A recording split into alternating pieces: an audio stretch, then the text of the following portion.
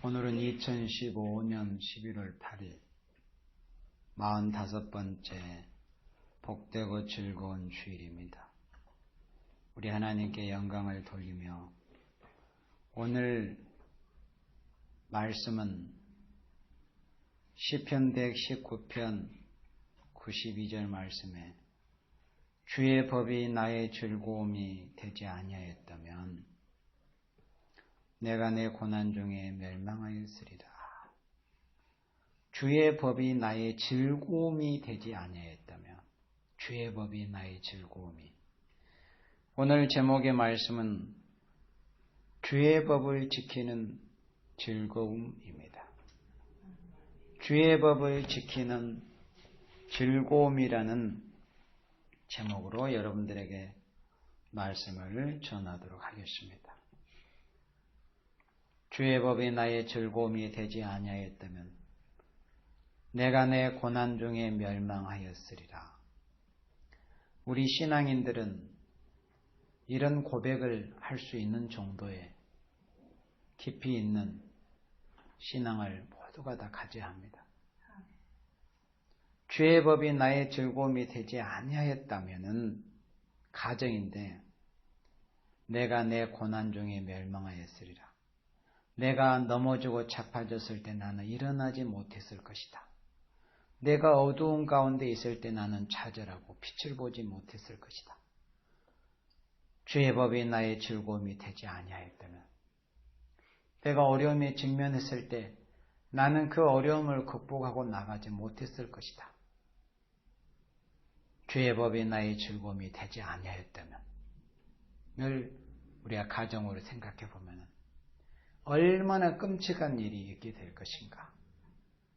주의 법이 나의 즐거움이 되지 아니하였다면 그만큼 우리 인생에 있어서 주의 법을 지키는 즐거움이라는 것은 그 무엇과도 바꿀 수 없습니다. 돈으로도 바꿀 수 없고 시간으로도 큰 무엇으로도 바꿀 수 없는 것이 주의 법을 지키는 즐거움입니다. 그걸 아는 사람이 비로소 신앙생활을 한다고 말을 할 수 있는 사람입니다. 그걸 아는 사람이 하나님의 사랑이 어떠하신지 라고 조금이라도 말을 할 수 있는 사람입니다. 주의 법이 나의 즐거움이 되지 아니하였다면 우리가 이런 고백을 할 수 있어야 돼요. 나의 버팀목이 무엇인가를 생각을 해봐요.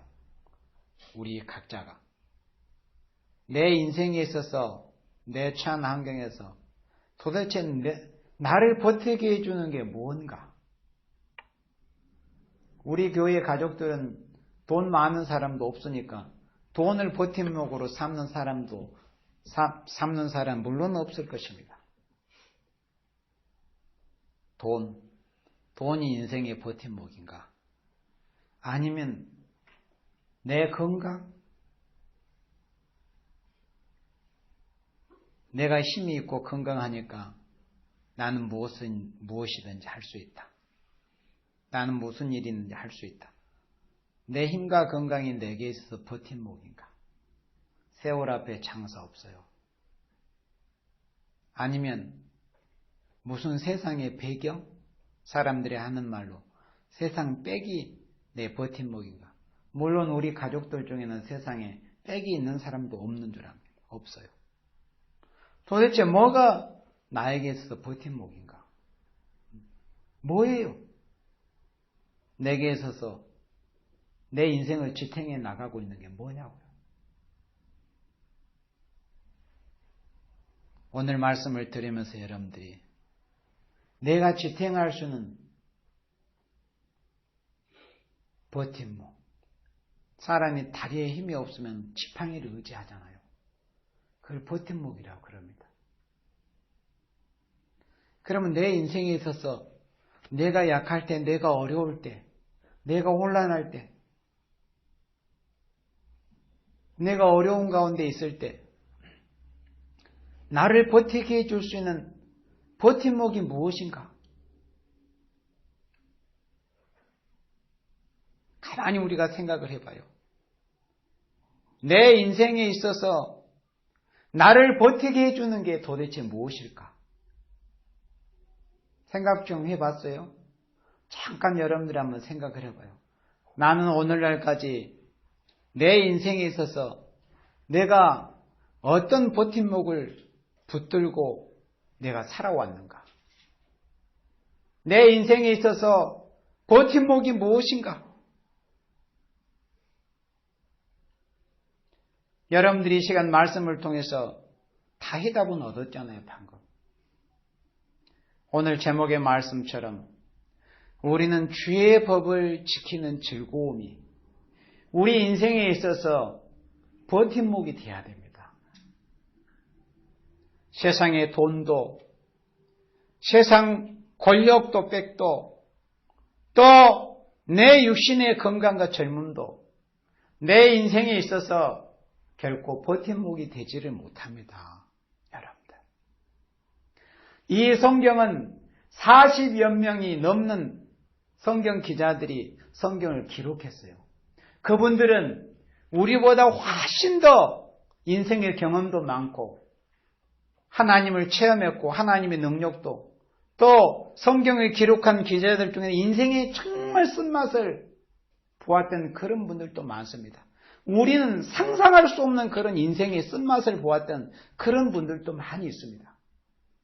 그런 분들이 내놓은 해답인데 이것은 단지 인생의 어떤 결과물이 아니라 하나님께서 우리에게 내어주신 해답이에요. 하나님께서 우리 인생들에게 우리 인생에 있어서 버팀목이 무엇이 되어야 될 것인가? 바로 주의 법을 지키는 즐거움이 되어야 된다는 거예요. 오늘 하나님의 말씀은 시편 119편 말씀 보도록 합니다. 시편 119편 92절부터 보도록 합니다. 주의 법이 나의 즐거움이 되지 아니하였다면 내가 내 고난 중에 멸망하였으리라. 주의 법이 우리 인생에 있어서 버팀목이라는 거예요. 주의 법이 나의 즐거움이. 우리가 이런 즐거움을 알고 맛보고 깨닫기 전에는 야, 하나님 말씀 지키는 게 왜 이렇게 어렵냐? 왜 이렇게 어렵지? 왜 이렇게 어렵노? 다 그런 생각을 하기도 할 것입니다. 그러나 어려운 고난의 터널을 지나면서 그렇구나. 내 인생에 있어서 내가 가장 어려울 때 나를 버티게 해준 것은 다른 게 아니고 세상의 어떤 돈도 물질도 권세도 뺏고 내 힘과 젊음도 아니고 내 인생에 있어서 나를 버티게 해주는 버팀목은 결국 죄의 법을 지키는 즐거움이었구나 하는 것을 인생이 깨닫게 되는 것입니다. 그걸 빨리 깨닫는 사람이 돼야 돼요. 그러면은 하는 말로 인생 성공한 거죠. 세상 사람들은 성공의 척도를 뭘로 말합니까? 돈 많이 버는 거, 세상에서 출세하는 거, 이런 것을 성공의 척도로 말을 합니다. 그러나 하나님의 말씀이 표준이잖아요. 주의 법을 지키는 즐거움. 주의 법이 나의 즐거움이 되지 아니하였다면 우리가 과연 어떻게 될 것인가? 어떻게 어려운 터널을 우리가 통과할 수 있을 것인가? 이걸 우리가 곰곰이 고민을 좀 해봐야 돼요. 그래서 우리는 이제 오늘 말씀을 통해서 내 인생에 있어서 버팀목을 확실하게 내가 오늘날까지는 어떤 세상 사람들이 추구하는 돈, 세상 권세, 세상의 어떤 다른 것들이 내 버팀목으로 내가 생각하고 그것을 내 인생에 있어서 추구했지만은 하나님의 말씀에서 해답을 찾아보니 그렇구나. 주의 법을 지키는 즐거움이 이것이 내 인생에 있어서 버팀목이 돼야 되겠구나. 아직은 여러분들이 그것을 깨달지 못하고 체험하지 못한 사람들도 물론 있습니다. 그러나 우리는 내가 직접 깨달지 못하고 체험하지 못하고 맛을 보지 못했다 할지라도 우리가 간접으로 체험할 수 있잖아요. 다른 사람에게, 먼저 먹어본 사람에게 이런 음식이 이렇게 맛있더라고 우리가 들어서 알 수는 있잖아요. 하나님의 말씀이 이렇게 우리에게 먼저 가르쳐 주고 있는 거예요. 93절에 내가 주의 법도를 영원히 잊지 아니하오리니 주께서 이것들로 나를 살게 하심이니이다. 제가 어제 말씀을 준비하면서 이 말씀을 읽다가 갑자기 러시아의 대문호 톨스토이가 사람은 무엇으로 사는가 하는 그 책 이름이 생각이 나더라고요. 그러니까 세상 사람들은 사람은 무엇으로 살지? 물론 그분은 신앙의 글을 썼기 때문에 여러분들이 다 정답은 알 거예요. 그런데 이 시편 119편 93절에 이것들로 나를 살게 하심이니이다. 해답을 우리에게 가르쳐주고 계시는 거예요. 우리 인생에 도대체 무엇으로 살게 되는 것인가? 시편 119편 93절에는 주께서 이것들로 나를 살게 하심이니이다 이렇게 말씀했어요. 우리 인생을 정령 진정 살게 하시는 것이 무엇인가? 곧 주의 법이라는 거예요. 주의 법을 지키는 즐거움, 이것이 나를 살게 하신다는 거예요. 다른 것이 나를 살게 해주시지 않아요. 제가 1년 중 자주 가끔씩 전하는 그런 말씀 중에 시편 119편 49절과 50절 말씀을 제가 여러분들에게 종종 전하지 않습니까? 저는 그 말씀에서 너무나 많은 은혜를 받았기 때문에 이 말씀이 나를 살게 하셨습니다. 이 말씀이 나를 소망이 있게 하셨습니다. 소망이 없는 인생이 예수님을 만나서 말씀 안에서 소망을 발견하게 되는 거예요. 그러면 그 기쁨이라는 것은 말할 수가 없는 거죠. 그 기쁨에 대해서는 마태복음 13장에 예수님께서 7가지 비유로 말씀하실 때 은혜시대 예수님을 만나는 비유는 밭에 감춘 보화로 그 기쁨을 비유를 했습니다. 그리고 이 마지막 때 예수님이 다시 오실 때 우리가 살아서 예수님을 맞이해서 안식의 축복을 받을 복음을 발견하는 비유를 극히 값진 진주로 예수님께서 우리에게 비유를 들어서 말씀해 주셨습니다. 우리 인생을 살게 해주시는 것은 다른 것이 아니라 여기 93절 말씀처럼 내가 주의 법들을 영원히 잊지 아니하오리니, 우리가 사람과 하는 일도 내가 어떤 사람에게 대해서 고마운 마음을 잊을 수 없다고 한다는 것은 그 사람이 내게 어떤 고마움에 대한 어떤 행위가 있었기 때문에, 또 아니면 어떤 물질의 거리가 없을지라도 말이라도 따뜻하게 해주는 어떤 그런 게 있을 때 사람은 그 사람에 대해서 고마운 것으로 생각을 하고 있잖아요. 우리도 하나님이 나를 택하셨다. 그럼 우리가 상투적으로 하나님 살아계십니다. 하나님 믿습니까? 하나님은 살아계십니다. 이렇게 하면 어느 세월에 내가 하나님을 느끼겠어요. 그렇지만 하나님은 살아계시고 기독교는 흔히 체험의 종교라고 하지 않아요. 하나님이 살아계시니까 정말 우리가 예수님 만나면 살아계시는 증거를 내게 분명히 보여주시잖아요. 우리 안에 증거가 분명히 있잖아요. 예수님을 만난 사람은 한 가지 이상씩은. 그러면 이 시편 119편을 기록한 이 기자가 성령의 감동으로 말씀할 때 내가 죄의 법들을 영원히 잊지 아니하오리니, 이렇게 만 대중 앞에 공개하고 이렇게 성경이 기록이 됐는데 무슨 이유 때문에 그러는가 하는 것을 여기 말씀할 때 그 이유는 주께서 이것들로 나를 살게 하셨기 때문에 내가 주의 법들을 영원히 잊지 아니한다는 거예요. 그럼 이것들이 뭐였어요? 여기 92절에 보여졌잖아요. 주의 법이 나의 즐거움이 되지 아니할 때, 주의 법을 지키는 즐거움. 바로 하나님께서는 나를 다른 곳으로 살게 주신 게 아니에요. 이것들로 나를 살게 하심이니이다.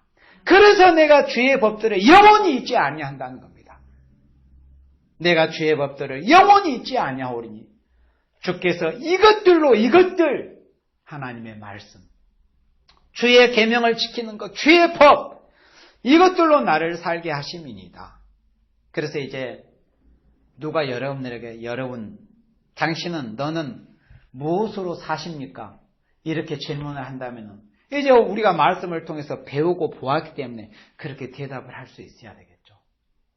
저는 하나님의 계명을 지키는 즐거움으로 삽니다. 예수 믿는 즐거움으로 삽니다. 하나님을 섬기는 즐거움으로 저는 삽니다. 하나님의 계명과 말씀을 지키는 즐거움으로 나는 살고 있고 앞으로 살아갈 것입니다. 이렇게 대답을 해야죠. 왜요? 하나님께서 이것들로 나를 살게 하셨기 때문에. 주의 법을 지키는 즐거움으로.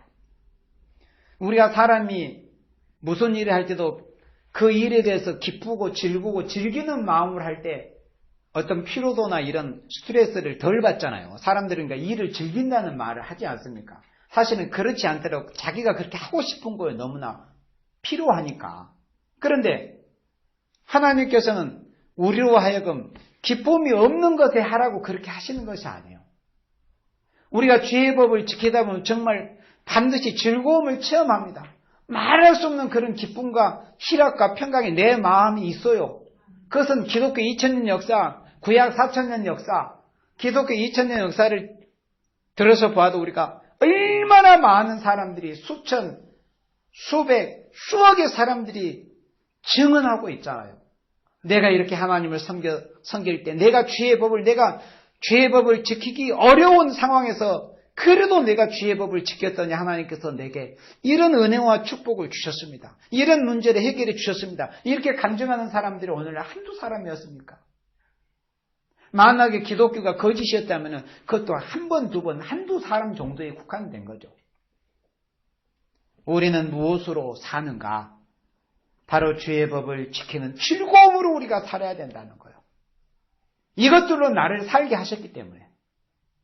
우리가 지난주에 우리가 말씀을 보았잖아요. 우리가 지난주 말고 지지난주에 말씀의 제목이 뭐였어요? 지지난주. 지난주는 뭐였죠? 사람의 본분. 지지난주는 뭐라고요? 네. 우리가 지난주에 사람의 본분에 대해서 볼 때 그 솔로몬 왕이 인류 6천년 역사에 있어서 전무한 그런 부귀와 영화를 누렸던 것을 우리가 열왕기상 4장을 통해서 또는 10장을 통해서 또는 전도서를 통해서 우리가 살펴보았습니다. 그러나 솔로몬의 결론이 무엇이었습니까? 헛되고 모든 것이 헛되다고 그랬어요. 솔로몬처럼 부귀와 영화를 누린 사람은 역사상 없었습니다. 자기가 다 누려본 끝에 모든 것이 헛되더라. 만약에 솔로몬 왕이 인류 역사상 가장 부와 영광을 누렸던 사람이 내가 이렇게 부와 영광을 누려보니까 좋더라. 너희들도 누리기를 원하느라. 그랬다면 그게 표준 정답이 될 수 있었겠죠. 그러나 내가 누려고 지내보니까 모든 것이 헛되더라. 그래서 솔로몬이 붓을 들어서 성령의 감동으로 집필하기 시작한 것이 바로 전도서입니다. 모든 것이 헛되더라. 모든 것이 헛되니 인생이 하나님을 경외하는 것이 사람의 본분이라고 그렇게 가르쳐주고 싶었던 거예요. 바로 그 맥락에서 우리가 무엇으로 사는가? 우리는 주의 법을 지키는 것으로 산다. 또 살아야 된다. 신명기 8장 3절 말씀을 우리 찾아보도록 하겠습니다. 신명기 8장 3절.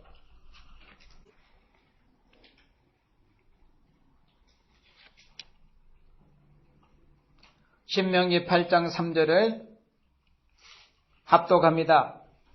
너를 낮추시며 너로 줄이게 하시며 너도 알지 못하며 내 열조도 알지 못하던 만나를 내게 먹이신 것은 사람이 떡으로만 사는 것이 아니고 여호와의 입에서 나오는 모든 말씀으로 사는 줄을 너로 알게 하려 하심이니라. 신명기 8장을 읽어보면은 이 신명기 8장은 이스라엘 백성들이 광야 40년의 세월을 거의 다 이제 지나와서 약속의 땅, 요단강만 건너면 약속의 땅, 가나안 복지에 들어갈 그런 마당에 하나님께서 하나님의 사람 모세를 통해서 이스라엘 백성들을 왜 광야 40년 생활을 하게 하셨는가를 그 이유를 신명기 8장에서 말씀을 해 주셨습니다. 그것은 다른 이유가 아니었습니다. 하나님께서 광야 40년 동안 이스라엘 민족, 지금의 유대인의 조상들에게 너를 낮추시며 너로 줄이게 하시며 또 너도 알지 못하며 내 열조도 알지 못하던 만나를 내게 먹이신 것은 이스라엘 백성들은 광야 40년 생활 동안에 모내기 한번 하지 않았습니다. 씨 한번 뿌리지 않았어요. 그렇지만 40년을 굶주리지 않고 굶어 죽지 않고 원망 불평하다가 하나님께 죄를 보면서 죽어갔긴 했지만 굶어 죽어간 사람이 한 사람도 없었고 헐벗었던 사람이 한 사람도 없었습니다. 하나님께서 하늘에서 만나를 날마다 내려주셨거든요. 그러니까 사람들은 얼마나 신비한 일을 체험을 했습니까? 그래서 하나님께서 내 열조도 알지 못하던 만나, 그 만나를 내려주시기 전 역사에 있어서 애굽의 400년의 생활, 또 그 이전에 우리 믿음의 조상 아브라함과 이삭과 야곱의 그런 분들이 신앙생활에서 하늘에서 그렇게 내려주신 만나를 먹어본 적이 있었습니까? 없었습니다. 들어보지도 못하고 생각하지도 못했습니다. 그런데 하나님은 그 만나를 먹여주셨습니다. 왜 먹여주는가를 말씀할 때 사람이 떡으로만 사는 것이 아니요 여호와의 입에서 나오는 모든 말씀으로 사는 줄을 너로 알게 하려 하심이라, 이렇게 말씀했습니다. 사람은 땅을 일구고 씨를 뿌리고 추수를 해야만이 사람이 먹고 사는 줄 알았는데 사람은 떡으로만 사는 것이 아니다. 그러니까 떡을 다 배제한다는 그런 의미는 아니요. 떡으로만이라고 했으니까. 떡으로만 사는 것이 아니요. 우리가 떡도 있어야 삽니다. 그렇죠? 우리가 음식도 먹어야 살잖아요. 육신을 가졌기 때문에. 그러나 육신을 가진 인간은 입으로 먹는 이 음식, 식물로서만 사는 것이 아니라는 것을 가르쳐 주시기 위해서 이스라엘 백성들로 하여금 광야 40년의 방랑 생활을 하게 하시는 거예요. 그 이유는 우리 인간이란 것은 정녕 여호와의 입에서 나오는 모든 말씀, 하나님의 법, 하나님의 말씀으로 인생이 산다는 것을 가르쳐 주시기 위해서 이스라엘 백성을 40년 세월이라는 기나긴 세월 동안 광야에서 방랑생활을 하게 하신 거예요. 그거 하나 깨닫게 하기 위해서. 그러니까 우리가 말씀 한 구절을 깨닫는다는 건 그렇게 가치가 있는 거예요. 이스라엘 백성에게 이 신명기 8장 3절 이 한 구절을 가르쳐 주려고, 이 한 구절을 깨닫게 하시려고 40년 동안을 훈련을 시키신 거예요. 하나님의 말씀 우리가 쉽게 깨달아지는 것도 아니고 하나님의 말씀 우리가 쉽게 받아들여지는 것도 아닙니다. 그만큼 대가를 치르고 나서, 겪고 나서 하나님의 말씀의 가치를 우리가 깨닫게 되는 거예요. 그래야 인생은 그 말씀의 그 엄중한 가치와 소중함을 알고 붙들 수 있는 거예요. 사람도 쉽게 받은 용돈, 쉽게 수고하지 않는 어떤 수입들은 쉽게 소비해버리고 허비해버릴 수가 있습니다. 그러나 힘들게 어렵게 땀 흘려서 참 어려운 가운데서 힘들게 벌어든 그런 돈이나 수입은 쉽게 그렇게 허랑방탕하게 쓰기가 어려운 겁니다. 우리 하나님의 말씀이 바로 그와 같은 거예요. 하나님은 우리에게 이걸 가르쳐 주시기를 원하는 거예요. 인간이 무엇으로 사는가? 우리는 주의 법을 지키는 즐거움으로 삽니다. 다시 시편 119편으로 돌아옵니다. 다시 시편 119편으로 돌아옵니다. 그리고 143절 말씀을 보도록 합니다. 환난과 우환이 내게 미쳤으나 주의 계명은 나의 즐거움이니이다. 환난과 우환이 내게 미쳤지만은 주의 계명은 나의 즐거움이니이다. 아까 시편 119편 92절 이 말씀이 우리에게 있어서 고백이 되어야 된다고 그랬습니다. 주의 법이 나의 즐거움입니다. 주의 법이 나의 즐거움이 되지 아니하였다면 내가 지금 이 자리에 있었게 이렇게 아마 있지도 못할 수도 있었을 것입니다. 그런 고백들이 우리에게 있어야 되는데 여기 143절에서도 다시 환난과 우환이 내게 미쳤으나 주의 계명은 나의 즐거움입니다. 바로 이런 즐거움이 진짜 즐거움이에요. 사람은 기분이 좋을 때 믿어지고 기분이 좋을 때 느껴지고 즐거워지는 이런 정도는 언제든지 내려놔버릴 가능성이 많은 것들입니다. 어려움이 있을지라도, 내게 고난이 있을지라도, 내게 역경과 힘듦이 있을지라도 그럴 때 붙들 수 있는 거, 그게 우리 인생에 있어서 진정한 즐거움이에요. 주의 계명은 나의 즐거움입니다.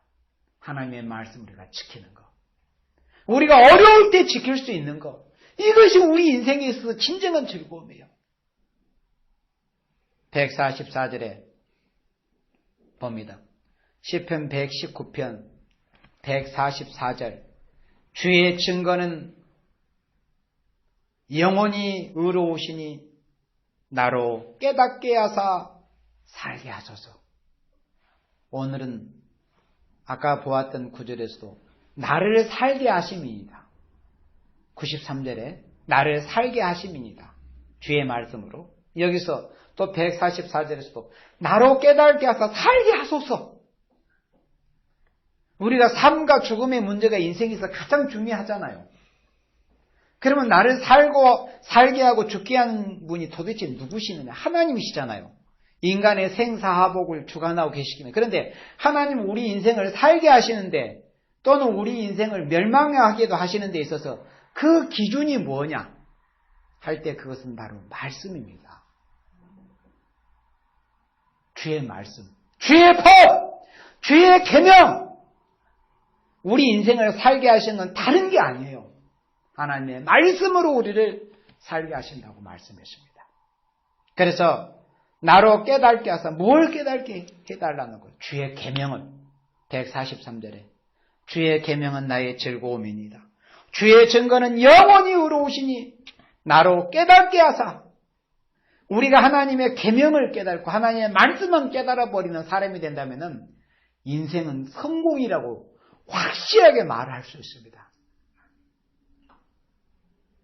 주의 법을 깨닫는 것, 주의 법을 지키는 즐거움이 내 안에 있다면 그 사람은 이미 인생 성공한 거예요. 주의 법을 지키는 즐거움이 내게 있다면. 나로 깨닫게 하사 살게 하사. 이런 간절한 우리 심령 안에서 몸부림이 있어야 돼요. 하나님, 저로 하여금 하나님의 말씀을, 주의 계명을 깨닫게 해서 저로 하나님 앞에서 진정 산자가 되게 해 주시옵소서. 이런 우리의 영혼의 부르짖음이 있어야 돼요. 그 다음 174절로 넘어갑니다. 174절에 여호와여, 내가 주의 구원을 사모하였사오며 주의 법을 즐거워하였나이다. 특별히 119편에서는 주의 법을 지키는 즐거움에 대해서 말씀을 했습니다. 그런데 여러분들이 여기까지만 보면 있잖아요. 이 시편 119편을 기록한 이 성경 기자가 굉장히 좋은 상태에서 막 기쁘고 즐거움이 희락이 넘치는 가운데서 살았던 그런 사람임을 생각할 수 있지만은, 우리가 마지막 구절을 보면은 이분이 어떤 상태에 있었던 것을 알 수 있어요. 우리가 이런 말씀을 통해서 우리가 부끄러움이 느껴질 수 있는 사람이 돼야 돼요. 나는 얼마나 좋은 환경에서 살았는데도 정말 주의 법에 즐거워하지 못했다. 하나님이 베푸르신 은혜가 내게 얼마나 크고 얼마나 내게 베푸르신 은혜가 많았는데도 나는 정말 주의 법을 즐거워하지 못했었구나. 그런데 여기 보니까 175절에 내 혼을 살게 하소서, 또 다시 살게 해달라는 이런 부르짖음이 있어요. 여러분들 죽고 싶지 않잖아요. 살고 싶잖아요. 죄인으로서는 우리가 예수님이 십자가에서 못 박히신 그 십자가에 죽어버려야 돼요. 죄인으로서는 우리가 죽기를 원해야 됩니다. 악인으로는. 그러나 우리가 하나님 앞에서 하나님의 은혜를 받은 영생의 생명을 받은 사람으로서는 정말 행복하고 아름답고 영화롭게 영광스럽게 살고 싶잖아요. 그러면 살게 해주신 분이 누구냐? 하나님이시요. 하나님은 무슨 방법으로, 뭘 도구로 해서 우리 인생을 살게 하시냐? 하나님의 말씀을 통해서, 주의 계명을 지키는 것을 통해서 우리를 살게 하시는데, 이제 다시 내 혼을 살게 하소서 그랬습니다. 그리하시면 주를 찬송하리이다. 우리가 사람이 육체가 힘이 넘치고 이 젊음이 넘치는 이런 사람들이 세상에 많이 있지만은, 그러나 그런 사람들 중에서도 이 정신이 약하고, 그래서 요즘 사람들 하는 말로 멘탈이 붕괴됐다는 그런 말을 하잖아요. 정신이 그냥 마음이 눈 녹듯이 밀람 녹듯이 무너지는 거예요. 왜 그래요? 그 하나님의 은혜를 입지를 못해서 그런 거예요. 그래서 여기서 바로 이 시편 119편을 기록한 이 기자가 바로 그런 상태에 있었던 것을 알 수 있어요. 내 혼을 살게 해달라고. 내 육체를 살게 해달라는 부르짖음이 아니에요. 내 정신, 내 마음, 내 혼을 살게 해 주시옵소서. 그리하시면 주를 찬송하리다. 주의 규례가 나를 돕게 하소서. 우리가 기도할 때 이렇게 기도하잖아요. 하나님 저를 도와주세요. 제가 이렇게 어려운 상태에 있습니다. 이런 난제가 있습니다. 제 힘으로는 할 수 없습니다. 그렇게만 생각을 하지 하나님께서 나를 어떤 방식으로 도와주시는가 이거는 생각하지 못해. 그 도와주실 방법에 대해서는 우리가 구하지를 못하는 겁니다. 그런데 여기 이렇게 말씀했잖아요. 주의 규례가 나를 돕게 하소서 그랬습니다. 주의 규례가. 하나님은 우리를 도와주시는 방법이 다른 것으로 도와주는 게 아니에요. 말씀으로 도와주시는 거예요. 규례로 도와주는 거. 그러니까 하나님께서 우리가 어떤 복을 주시고 무슨 문제를 해결하게 해주시는 거 있잖아요. 그냥 하나님께서 너 문제 해결되라 이렇게 하시는 게 아니에요. 우리를 그럼 네가 어떤 문제가 있더니 주의 규례부터 한번 지켜봐라. 주의 말씀을 네가 한번 지켜봐라. 그러면 네 문제가 해결이 될 것이다. 그래서 바로 그 말씀이요. 주의 규례가 나를 돕게 해달라고. 이렇게 우리가 기도를 해야 되는 거예요. 우리가 하나님의 계명을 지키지 않으면서 주의 법에 대해 지키는 즐거움도 없으면서 하나님 저 도와줘 그러면 하나님이 무슨 방법으로 도와주시겠어요? 하나님은 우리 인생을 도와주시는 방법은 주의 규례로 우리를 도와주시는 거예요. 주의 계명, 주의 말씀으로 우리를 도와주시는 거예요. 이 말씀이 무슨 뜻이라는 것은 조금 이따 말씀하겠습니다. 그 다음에 시편 119편 176절 마지막 구절에 시편 119편을 기록한 기자가 이런 상태에 있었어요. 이른 양같이 내가 유리하오니 내가 당하고 있다는 거예요. 이른 양같이 내가 유리하오니 주의 종을 찾으소서. 우리 예수님을 주여라고 부르잖아요. 우리가 다 그리스도의 종들 아닙니까? 하나님의 종들이에요. 우리는 종입니다. 하나님 앞에서. 종은 주인이 시키신 대로 하는 것밖에는 다른 권리가 없는 것이 종의 신분입니다. 주의 종을 찾으소서. 내가 주의 계명을 잊지 아니함이니이다. 자, 176편을 정말 이 말씀이 내 심정이다. 내 심정을 담아서 실제로 내 심정이 돼야 되고 우리가 심정을 다해서 176편 우리 합독해 보겠습니다. 자, 시작. 이른 양같이 내가 유리하오니 주의 종을 찾으소서. 내가 주의 계명을 잊지 아니함이니이다. 하나님, 제가 이른 양같이 유리하며 방황하고 있습니다. 제 마음을 붙들어 주세요. 제 혼을 살게 해주세요. 제 정신, 제 마음을 강하게 붙들어 주세요. 제가 이렇게 길을 잃은 양처럼 방황하고 있습니다. 인생의 방황 중에 있습니다. 저를 도와주어 저를 살게 해주세요. 이렇게 기도해주세요. 그렇지만은 그 마음속에는 자신이 주의 계명을 잊지 않고 있다는 거예요. 주의 법을 지키는 즐거움이 자기 안에 있다는 거예요. 그러니 자신을 곤고해 달라는 거. 이렇게 하나님께 부르짖고 있습니다. 오늘 말씀의 제목은 주의 법을 지키는 즐거움입니다. 그러면 이제 성경 본문 말씀 우리가 몇 구절 이렇게 살펴보았는데 우리가 실질적으로 주의 법을 지키는 것 우리가 세밀한 그런 부분도 있고 호세아 8장 12절에서는 만 가지로 주의 법을 통해서 우리를 교훈하신다고 말씀했는데 우리가 알기 쉽게 예를 들어서 오늘 주일이지 않습니까? 그러면 이 주일은 구약시대의 안식일 개념이지 않습니까?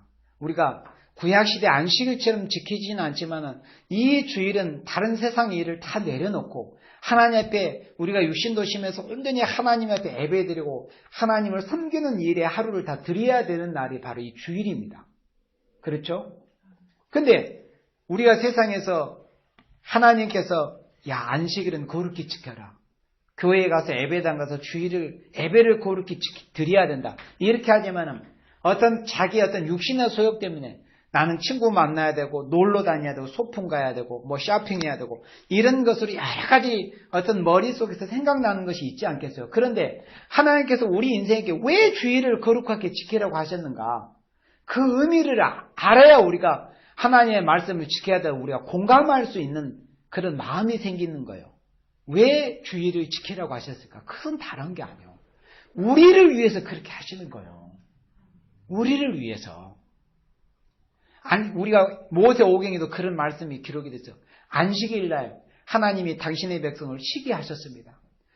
사람이 쉼으로 인해서 사람과 함께 따라서 고통받고 힘들고 그 노역을 했던 그 짐승까지도 쉬게 되는 거예요. 그러니까 하나님은 긍휼과 자비가 풍성하신 분이에요.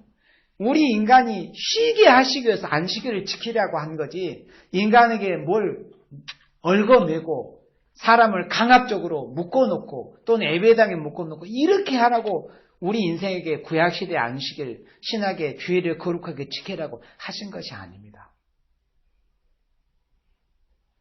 하나님께서 제정하신 이 주일은 사람들이 오늘날 쉬면서 즐기잖아요. 오늘날 보통 5일째 근무, 뭐 토요일까지 일하는 사람 6일 일을 하지고 나서 야 내일 휴일이다 그러면 그 휴일이 어떻게 해서 자기가 쉬게 되었는지 그 근원조차도 모르는 사람들이 많습니다. 교회 다니지 않는 사람들. 우리가 창세기 1장에서 다 보여지잖아요. 오늘날 7일이 한 주기가 돼서 왜 일주일이 한 주기로 넘어가는가? 그러므로 해서 왜 6일을 일하고 사람이 하루를 쉬게 되는가? 이런 것에 대해서 고마움을 잘 모르는 사람이 많습니다. 소련에서 공산주의 혁명이 일어났을 때 이 공산주의자들이 제일 싫어하는 게 우리 기독교인이잖아요. 그래서 기독교인들이 주일날 예배당 가서 예배 드리는 게 제일 꼴보기 싫은 거예요. 그래서 이 7일에 한 주일로 돌아가는 것을 바꿔버렸어요. 임의로. 1929년에는 5일째로 해버렸어요. 그래서 이 달력에서 주일을 아예 통째로 빼버렸습니다. 주일날 이 예수 믿는 크리스찬들이 교회에 가서 성당 가서 예배 드리는 게 꼴보기 싫다는 거죠. 그리고 나서 1932년에는 이제 5일째로 해보니까 좀 뭐가 안 되는 것 같아요. 그러니까 한 3년 지나서 32년에도 6일째로 바꿔요. 그렇게 해도 해보니까 그것도 아닌 거예요. 그래서 다시 환원하게 됩니다. 7일은 하나님이 정해놓으신 주기입니다. 하나님께서 이 주일 구약시대 안식일 하나님께서 사람 생각하셔서 세상의 일을 쉬면서 하나님을 섬기는 것으로 너희들이 한 주간 동안에 힘들었던 것, 또 마음의 스트레스 받았던 것을 다 하나님 앞에서 위로를 받고 풀고 너희들이 재충전하고 또 주 안에서 기쁨을 누리고 하나님이 주는 은혜를 받아서 다음 오늘부터 시작이나 이 한 주간을 또 새로이 너희들이 새롭게 출발을 하라는 이런 의미에서 하나님께서 우리로 하여금 이 주일 안식일을 거룩하게 지키게 하신 거예요. 그런데 그런 은혜를 잊고서도 왜 하나님께서 우리에게 베푸르신 이 주일 안식일을 거룩히 하나님 앞에 온전히 드리려고 하지를 않는가? 주일을 거룩하게 지키게 하시면 우리를 위해서 그렇게 하시는 건데 예를 들어서 하나님이 창세기 1장에서 6째 날 동안까지 천지를 창조해 7일째 쉬지 않고 또 우리에게 이 7일 한 주 단위로 하지 않아가지고 예를 들어서 뭐 옛날에 이제 뭐 십진법에 의해서 12일에 한 번씩 쉬는 그런 주기도 있었고 뭐 각 민족마다 그게 다 달랐습니다. 뭐 라틴 인디언들은 뭐 4일 뭐 한 주기로 이렇게 하는 뭐 아프리카 이런 데도 있었고 다 다른데 하나님께서 정해놓은 표는 7일입니다. 그러면 하나님께서 이 안식이라는 개념을 우리 인간 세계에서 도입해 주시지 않았다면 인간이 얼마나 피곤하겠어요. 6일 동안 일하고 하루를 쉬지 않는다면 예를 들어서 한 달에 한 번 정도 쉰다고 생각을 해봐요. 또 아니면 1년에 한 번 정도. 그러면 일하다 그냥 일에 파묻혀서 그냥 죽고 말 겁니다. 얼마나 우리가 감사한 은혜를 입고 있습니까? 교회에 안 다니는 이방인들도 그런 혜택을 받고 있잖아요. 그래서 쉬는 거예요. 왜? 이 하루를 온전히 하나님께 드리자는 거죠. 죄의 법을 지키는 즐거움. 죄의 법을 지키는 즐거움을 통해서 우리 인생에 얻을 수 있는 것이 얼마나 많습니까? 그리고 이 구약성경에 보면은 안식년이라는 개념이 나요. 6년 동안 이 밭을 일굽니다. 논밭을 일구고 7년째는 쉬라. 그게 안식년인데 하나님이 땅도 쉬게 하셨습니다. 그런데 요즘 사람들은 그런 거 안 하잖아요. 그러니까 병충해도 많고, 그래서 이 식물이 땅이 너무 지치다 보니까 사람들은 그걸 비밀을 모릅니다. 우리는 성경에서 알기 때문에. 여러분들 해거리라는 것을 하지 않습니까? 알잖아요, 해거리. 그러니까 왜 식물이 해거리를 하냐면 자신들이 너무 지친 거예요. 사람들이 너무나 자신들을 괴롭히는 거예요. 땅도 식물도. 그러다 보니까 걔네들이 지치다 보니까 그렇게 해거리를 스스로 할 수밖에 없는 거예요. 땅도 6년 동안 수고를 하다 하면은 쉬어줘야 됩니다. 다 그러니까 사람도 땅도 하나님께서 사람을 위해서, 땅을 위해서, 하나님 자신을 위해서 그러신 게 아니에요. 결국 우리 인생을 위해서 안식일을 거룩하게 지키려고 하신 거예요. 주의를 거룩하게 지키세요. 주의 법을 지키는 즐거움. 주의 법을 지키는 것을 통해서 우리가 얼마나 즐거움이 있다는 걸, 그걸 아는 사람이 돼야 돼요. 모르면 오늘 마지막 9절의 말씀은 나로 깨닫게 하소서. 하나님 앞에 우리가 기도해야 됩니다. 우리가 구약 성경에도 다니엘이나 다니엘 친구들에 보세요. 다니엘 1장에 보면은 나는 이방인들이 먹는 그런 우상의 제물이나 그런 돼지고기나 그런 것을 먹지 않겠다. 그래서 그 다니엘과 세 친구가 괜히 거부했잖아요. 그리고 우리에게 채식만 한번 줘 보십시오. 그렇다고 해서 여러분들에게 지금 채식만 하라는 게 뜻이 아니에요. 소고기도 맛있게 먹고 맛있는 거 먹고 건강해서 하나님 잘 섬겨야죠. 그런데 이제 그때 당시에 다니엘 1장에 보면 다니엘과 세 친구들이 아마 육식을 만약에 받아들이면 거기에는 우상의 제물과 이 돼지고기나 이방인들이 우상 섬길 때 하는 이런 것들이 같이 포함돼서 들어오기 때문에 선별해서 그걸 할 수가 없었어요.